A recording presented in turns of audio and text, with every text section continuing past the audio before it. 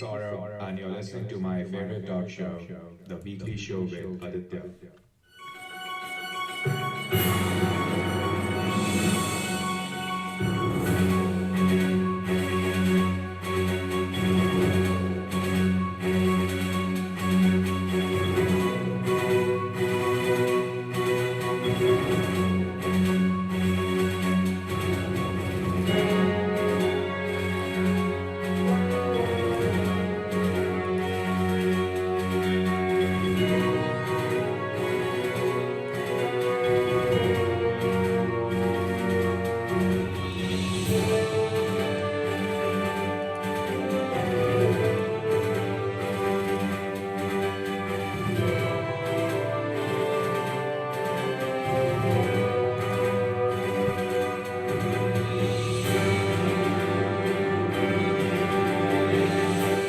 This is episode 444 on the 17th of November 2021 on this beautiful Wednesday morning. And as I reminded you a couple of weeks ago, we are 2 weeks away from the 450th episode. And those who don't remember, just a reminder that a special surprise is coming your way on the 1st of December 2021. Once again, 2 weeks to go, a special surprise coming your way on the 1st of December 2021.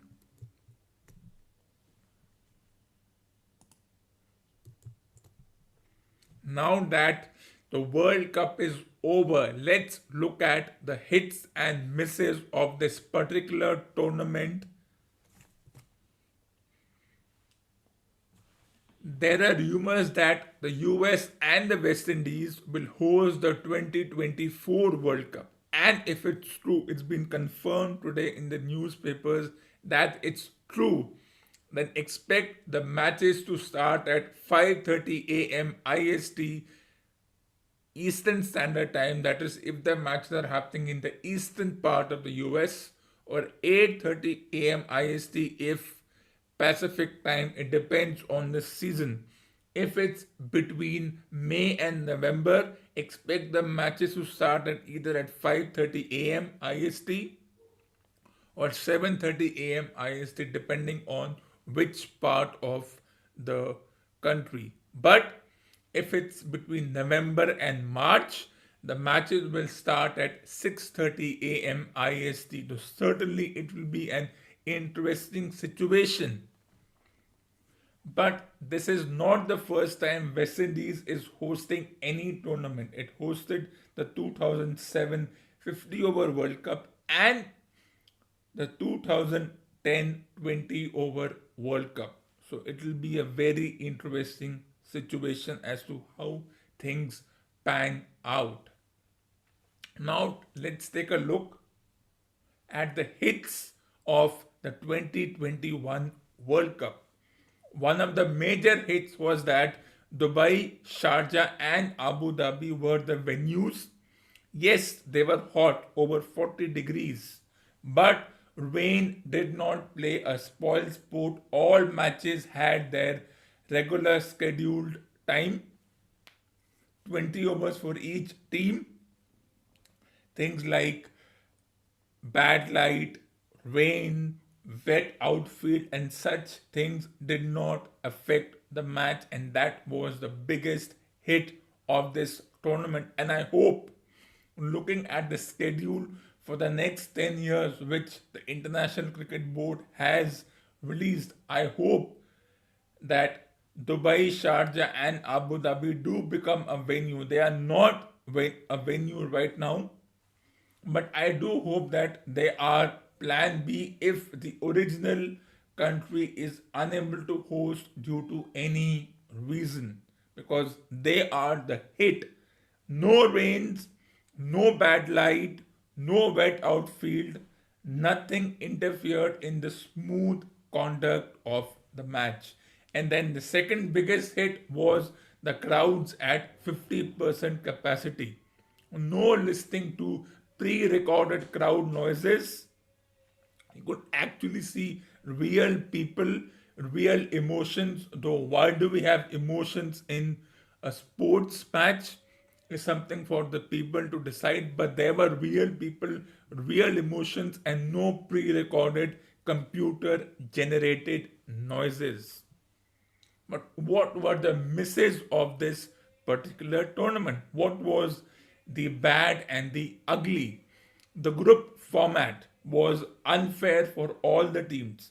Though a few would like to say that if India had qualified for the semi-finals, I would not be talking about the group format. Well, maybe I would not be. I don't know. But for me, the group format is unfair. And we knew once a team lost two out of the five scheduled matches, there was immediate elimination. The newspapers came out that there's a problem in the team, blah blah blah. Things started happening, problems started coming up. There's a problem with the captaincy, leadership style. They weren't ruthless enough. They didn't have the aggressive template. All those things started coming out from the pseudo media and the print and electronic media, which really pissed me off. And therefore, the round robin format is the preferable format. It may have taken more time, but imagine 12 teams and each team gets to play 11 matches, which means even if you lose the first match, you still have 10 matches to make up, and that would mean completely fair. All teams play each other. No team has an advantage as far as the group is concerned. Some teams had an advantage when they had to play the likes of Afghanistan, Scotland, and Namibia, which meant you would already win 3-0 even if you lost one match to a decent team. The other group was Bangladesh and Sri Lanka and West Indies and Australia and England and South Africa, where two would qualify, four would not qualify. We saw that game of net run rate between South Africa and Australia, margins of a few points, but enough for one team to qualify despite being tied on points. And that's what really was irritating about the group format. And therefore, I think the ICC technical committee or whoever decides this, they need to have a fresh outlook on this, because for the 50 over World Cup, they have a round robin format. For the 20 over World Cup, they have a group format, or they keep changing formats over the years. I don't know how does it work, but it doesn't impress me. So they need to have a fresh outlook, fresh people in the technical committee or whoever decides that this is going to be the format for the next decade. They should take a relook at the format. They still have a year. So yes, they should do it. The Super 12 group or the whatever is the format doesn't work, because next year you have two groups of 6 teams each, means each team plays 5 matches, and once again whichever team loses in the first 2 matches, or they win the first 3 but they lose the last 2, or and you have teams tied on 6 points, something as irritating as a net run rate will come into play, which should never come into play.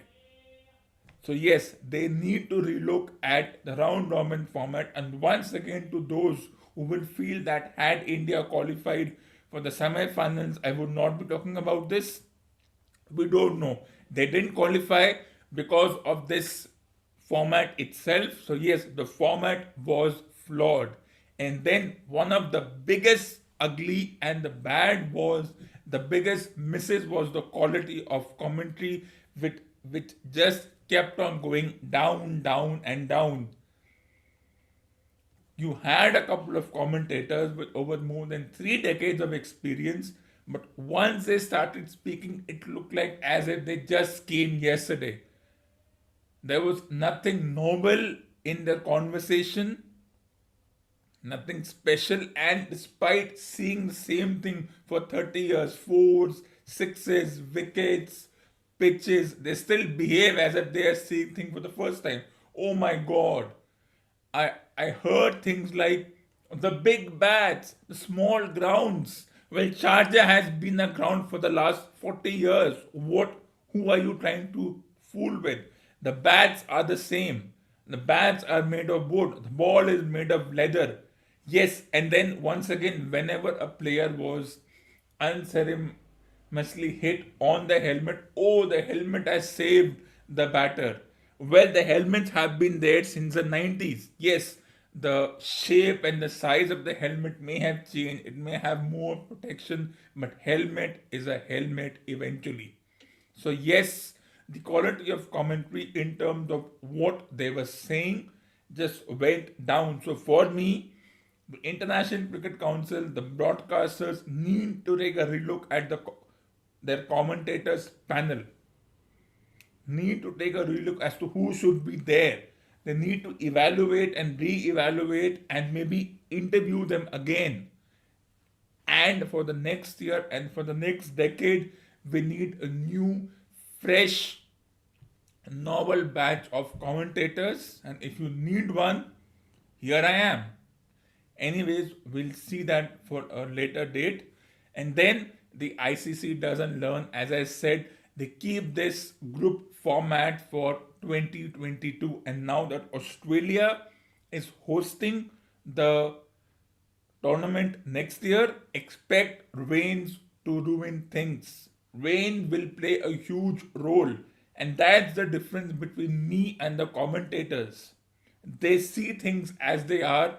They have seen the same thing 100 times, yet they pretend as if it's happening for the first time. They know rains can play a spoil sport, yet they won't say anything. So that's the difference. So, yes, the quality of commentary, the round robin format should be relooked at, and if rains is expected to play a role, then there has to be a couple of reserve days, not only for the semi final, but every match needs to have a reserve day, which means if there are 45 days reserved for this tournament, you need to have at least 5 to 7 more days reserved. So reserve day for at least couple of important matches, or making sure that if rain plays a spoil sport, the teams don't lose out on something as ridiculous as net run rate and rains, because knowing that whether it's Australia, England, South Africa, New Zealand, it doesn't rain in New Zealand often, but Australia, England, South Africa, and India, it will rain. But in India also, it doesn't rain as we come towards the end of the year. But if England is hosting between May and September, rains will play a part. South Africa hosts between October and March, rains will play a part. Similarly, Australia hosts between October and March, rains will play a part. So the International Cricket Board and all the people involved in this have to make sure that rains don't affect the matches, because cricket is the only sport which is ruined by rain, literally. Yes, sometimes Wimbledon and tennis is also ruined, but that's a different sport, that's individual, and you can make up time. Here you cannot make up time. So something has to be done. So if they know that rain is going to affect, why don't they already have a 15 over match? They know that rains will come in for the matches. Yes, we cannot predict which match will it rain, but they have to be prepared for rains. If that means having contractable roofs, then do it, or have some kind of mesh, some temporary mesh over the stadium, that before it rains you have the mesh, so that we don't hear things rain has stopped play, match abandoned due to rain. You don't want that, and that's something the International Cricket Board has to take a relook at. So what were the hits? The venues were a hit. Yes, it was hot, but no rains.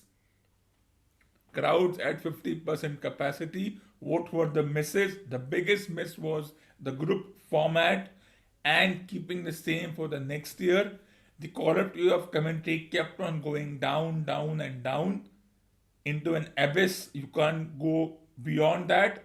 And then the round robin format should be taken a relook at, that every team gets a fair chance. And once again, I'm not saying this because a certain team was eliminated after two matches and everyone said tournament over, poor planning, and whatever. Before we go into the next phase, let's take a short break.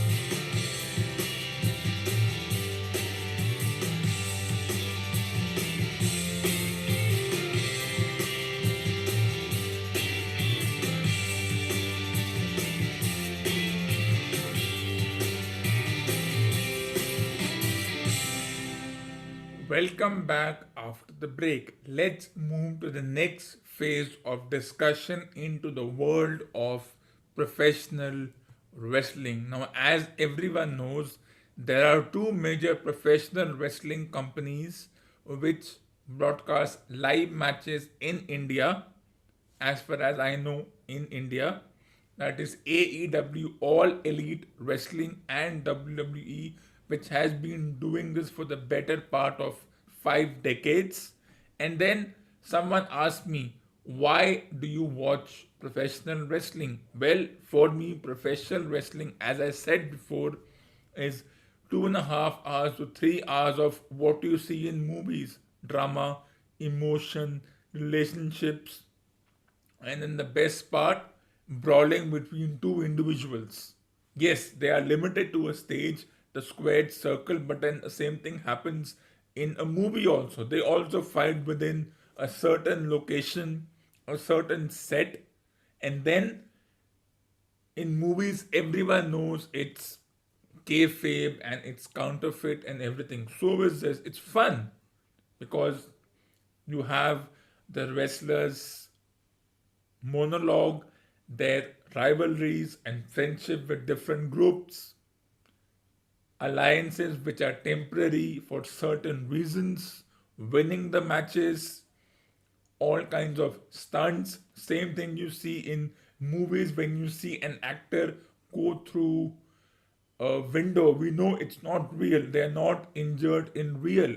You see the same thing here when you see these professional wrestlers who are trained for this, who have trained since decades, for the past 20 years for this. They also go through tables and chairs and they are hit on their head and we feel, oh my god, what will happen? But they know it happens.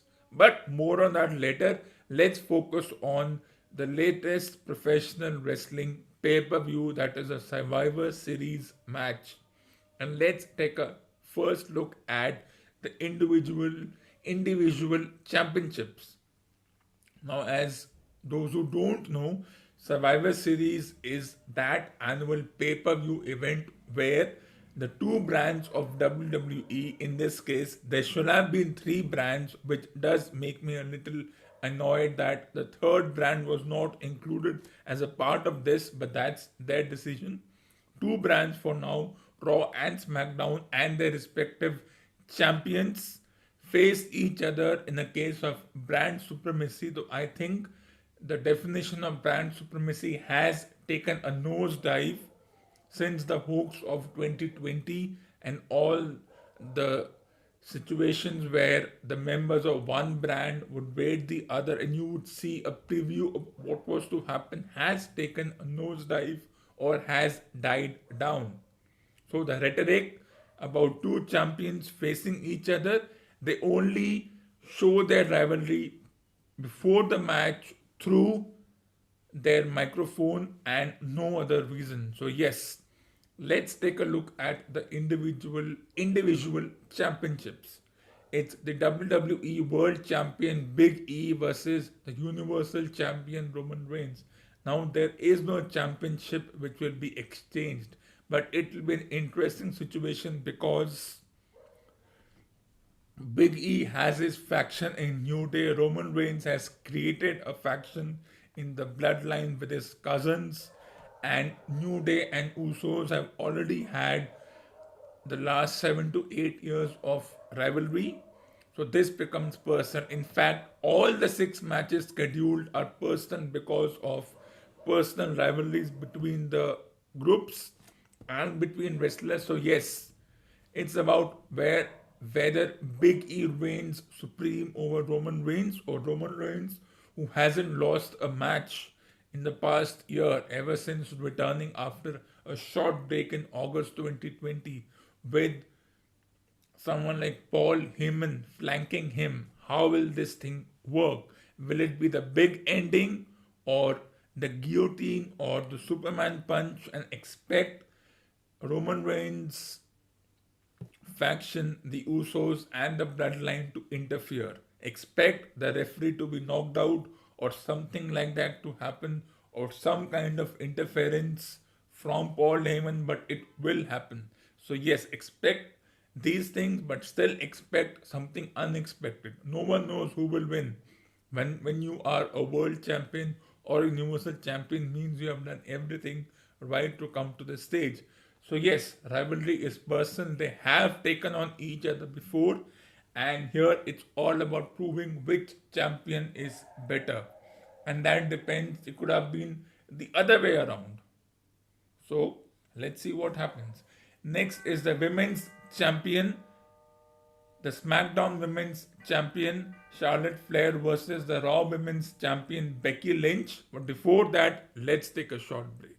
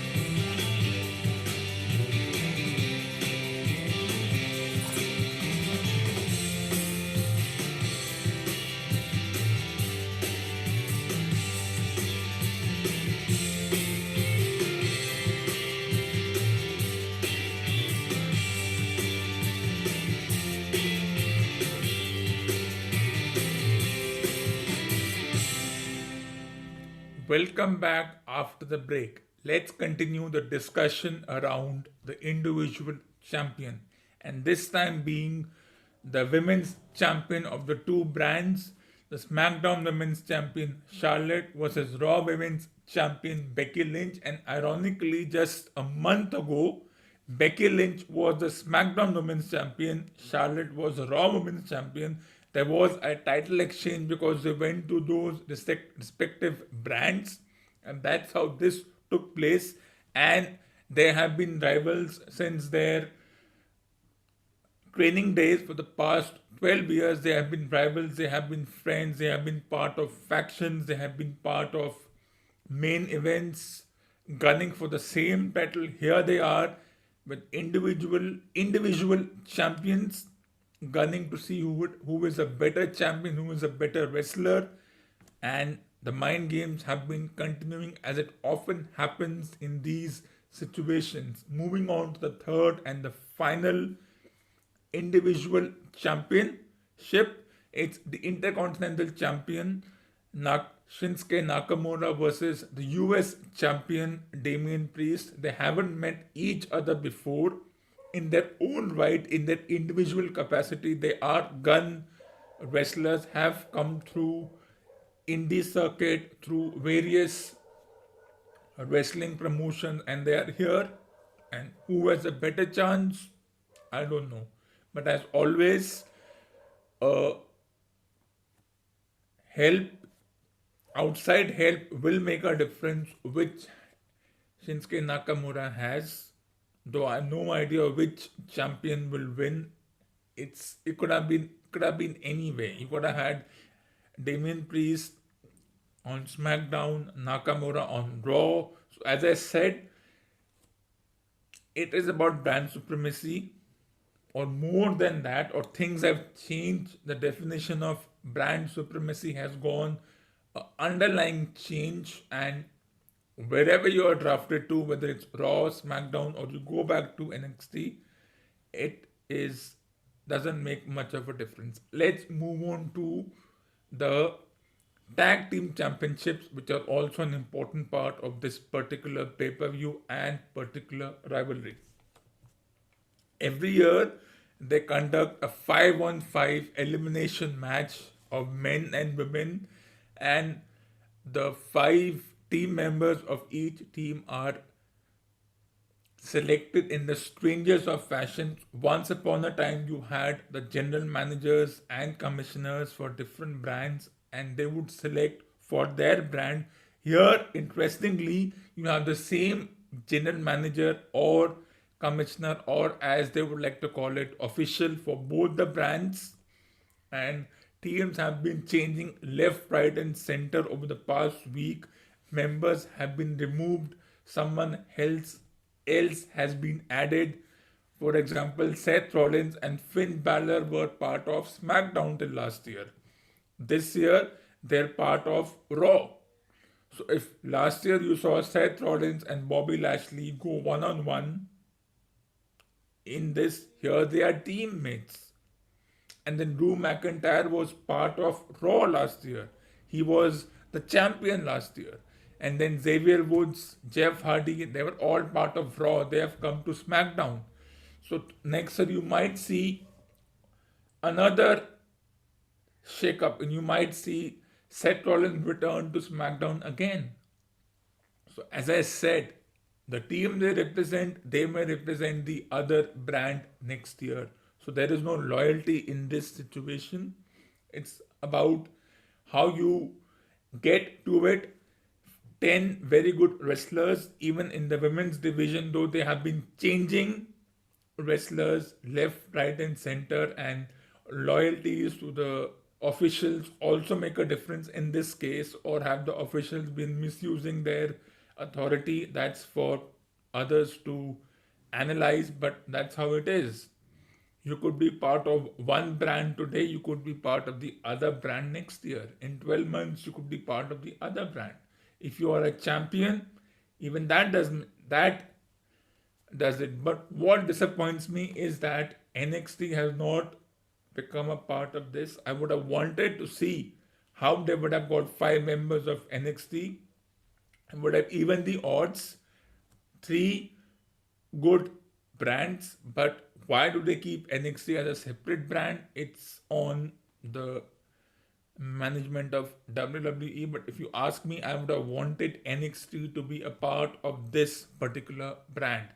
And then the final tag team championships, that is for a tag team champion, and they have their own rivalries in their own brand. But here you have RK Bro versus the Usos, a team which is part of the Bloodline faction, a team which came around, which was a team created in a hurry. That is Randy Orton and Riddle. We have seen Randy Orton team up with all kinds of individuals. There was the rated RKO once upon a time, and now it's RK Bro, and their own disagreements, but they manage to keep the team intact, at least for this particular tournament. What happens after that, you don't know. If they lose, the team may be disbanded. So, what happens?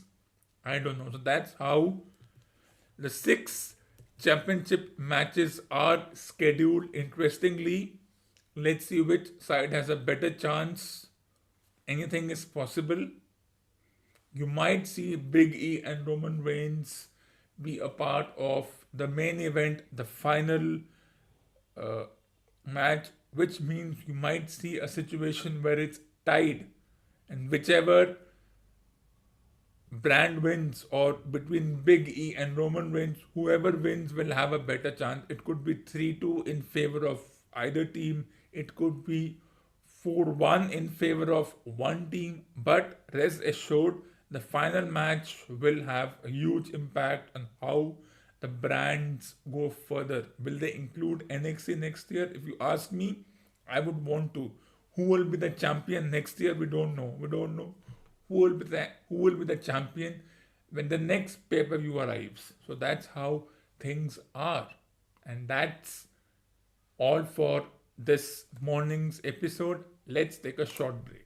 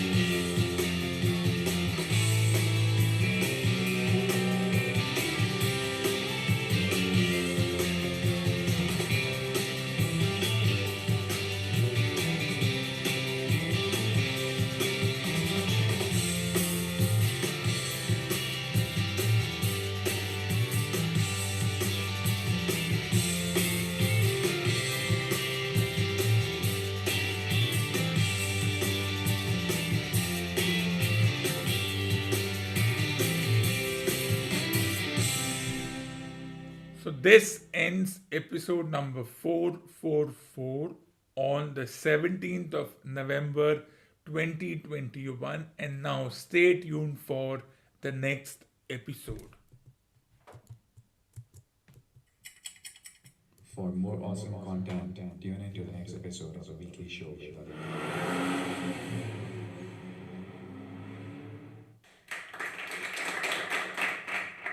And I will be back on the 19th of November 2021 at 7 p.m. IST for a special evening episode.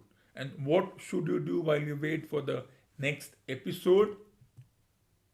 You can purchase these 3 books and make it a part of your must read books column. The complete collected short stories, The Fifth Empire, and Beyond the TV, 33 cinematic productions that transformed the silver screen and also like and subscribe to this channel.